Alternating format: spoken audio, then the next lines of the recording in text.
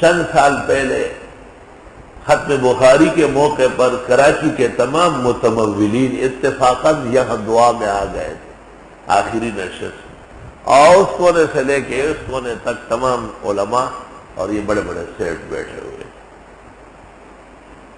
میں نے بخاری شریف کی آخری حدیث پڑھائی اور طالب علم اور 300 طلباء کی دستار بندی کی،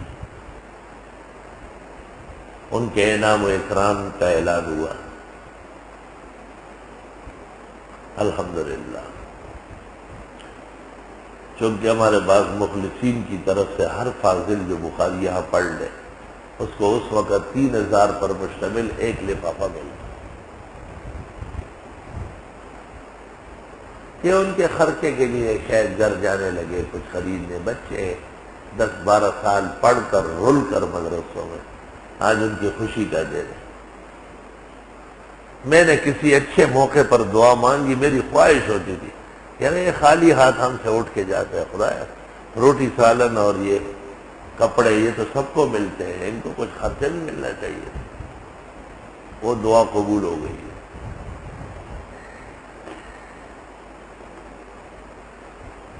تو سیٹھ صاحبان جتنے یہاں سے اٹھ کے گئے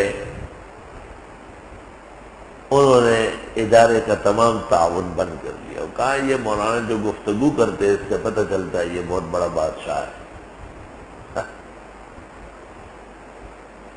ان کا ایمان اتنا کمزور ہے کہ استغنا بھرا کلام بھی برداشت نہیں کرتے۔ مجھے اپنے دوستوں نے جو مالیات سے سروکار رکھتے اطلاع دے دی کہ ان مدود میں پیسے ختم ہو گئے۔ اچھا وہ ہے، یہ کیسے ہوا؟ اس دفعہ تو بڑے سیٹ آئے تھے۔ میں فکرمند ہو گیا اور کچھ اپنے اوراق وظائف کر کے اپنے اللہ کی طرف متوجہ ہوا تو میں نے خواب دیکھا، کسی نے مجھے کہا افراد کو رہنے دے، کام اللہ اس سے بڑھ کر کرے۔ چنانچہ پھر تکالیف ختم ہونے لگی۔ یہ قدیم نظریہ ہے بے دینوں کا کہ اللہ والوں کو خرچ مت کرو، انہیں مت تعاون دو۔ حضرت قاری طیب نے لکھا ہے کہ ہندوستان میں ہر مسجد کے ساتھ ایک دارالعلوم تھا۔ اسلامی حکومتیں جب ختم ہو گئی انگریزوں نے مالداران پر دباؤ ڈالا کہ ان کا تعاون بند کر دو، تو مدارس اجڑ گئے اور سرحد بلوچستان، ایران، افغانستان کے مسلمانوں نے تعاون باہمی کے طور پر اپنے اپنے گھروں سے طلباء کو کھانا دینا شروع کیا، جس کو یہ لوگ زیرہ کہتے ہیں اور ہم وظیفہ کہتے ہیں۔ یہ بہت بڑا خیر کا کام ہے، اس کے ذریعے وہ درگاہ آباد رہے، کیونکہ اس میں کوئی شک نہیں کہ طلباء صحابہ کے جانشین ہیں اور طلباء جناب رسول اللہ صلی اللہ علیہ وسلم کے سچے وارث ہیں، مستقبل کے عالم ہیں۔ مدرسوں کا امداد بند کرو، تعاون بند کرو۔ اور مدرسوں کا تعاون ہے کہاں؟ بل ان کا دیا جاتا ہے ہندوستان میں دینی مدرسے مسجد مندر کا بل نہیں ہے، پاکستان میں ڈبل بل آتا ہے، پانی تک کا بل دینا پڑتا ہے۔ یعنی پاکستان بننے کے باوجود لا الہ الا اللہ کے علاوہ کوئی چیز اس میں نہیں۔ وہ مسلم لیگی سے کسی نے کہا تھا تم نے کہا پاکستان میں لا الہ الا اللہ کے سوا کچھ نہیں ہوگا، اور نے کہا صحیح کہا، صرف لا الہ الا اللہ پڑھو اور کچھ نہیں ہوگا۔ اور جنرل ضیاء الحق جیسے تہجد و اشراق کا پابند مسلمان وہ اتنے بڑے دھوکے میں آیا کہ اس نے نظام زکوٰۃ اور پھر نظام صلاۃ نکالا اور اس سے مولویوں کو باہر کیا تاکہ قوم کی زکوٰۃ خیرات صدقات حکومت کے پاس آئے، تو قوم مدرسوں کو کیسے دے گی؟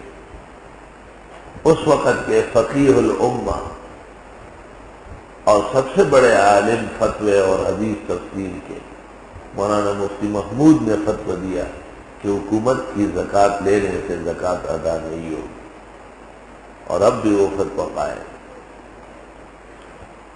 اور حضرت مفتی صاحب نے مدارس کو کہا کہ حکومت سے تعاون مت لو۔ ایسے مشکل اوقات گزارے جاتے ہیں۔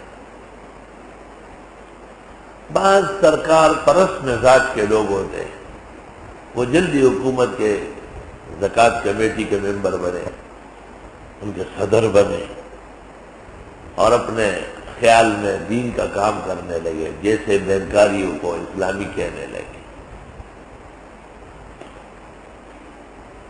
آج بھی یہ ذہنیت ہے کہ دینی مدرسوں کا کوئی تعاون نہ کرو، ان کے پاس بڑا مال ہے، وہی کہاں سے مال آیا؟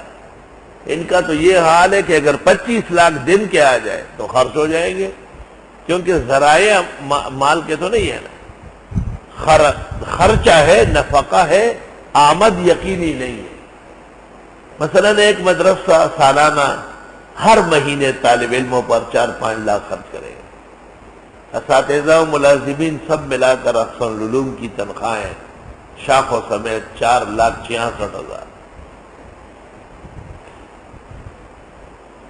4,66,000 اور 5-6 اور کھانے پینے کے وظائف کے، یہ ملا کر 10 لاکھ ہو گئے۔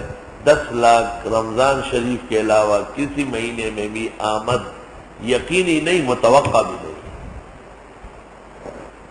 کہاں متوقع، کہاں سے آئے گا؟ تو اس لیے یہ تصور کہ مدرسوں کے پاس بہت کچھ ہے، نامناسب بات ہے۔ اور خدائی ادارے ہیں، محتممین اس کو اپنے نہ سمجھے، دین کا سمجھے اور اللہ کا سمجھے۔ جو ان کے خلاف کرے گا اللہ خود ان کے دان کٹے کرے گا۔ اور مجھ جیسے کمزور، اعمال اور علم سے دور شخص شاید اہتمام کے کائنات میں ہو، مجھ جیسے لولا لنگڑا، حقیقتاً علم و عمل سے خالی، صفر و لیت،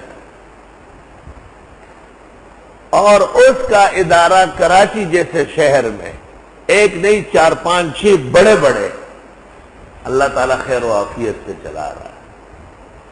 تو مجھے اللہ کے خزائن رحمت پر، دینی مدرسوں کی نصرت و امداد پر بھرپور اعتماد ہے، اور میں سمجھتا ہوں کہ ہمارے بھائی لوگ علماء حق یہ توکل علی اللہ سرمایہ محفوظ رہے۔